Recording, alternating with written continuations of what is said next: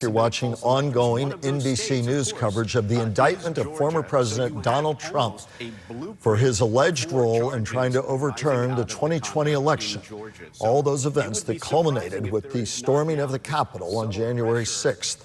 Following his election loss in 2020, January 6, 2021, Special Counsel Jack Smith is expected to speak to reporters from Washington in just moments. We will go back to that as we set the scene locally. Of course, for us, more than any other community in America, the case hits so close to home. The man from Mar-a-Lago who already faces a documents case, classified documents allegations for mishandling and keeping documents from the government, already faces charges in New York about alleged hush money payments, faces a probe in Georgia, and the like. But many have argued, why is this case perhaps a centerpiece? And one writer a week ago said this case is a centerpiece for former President Donald Trump simply because the alleged acts happened under the color and office of the presidency of the United States. Of course, widespread debate in our polarized country as to the validity of the charges and whether they should have been brought. But at this hour, historic indictment out of Washington, D.C.,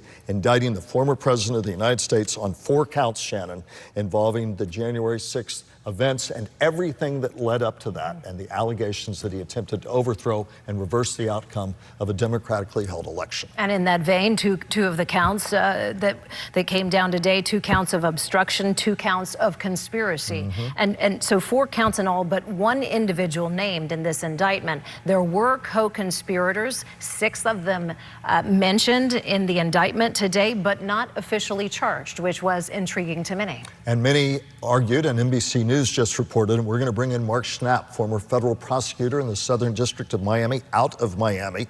Mark, NBC News said that Jack Smith wanted to make this a clean, essentially, I'm slightly paraphrasing here, laser-focused indictment. They didn't talk about the attack itself on January 6th.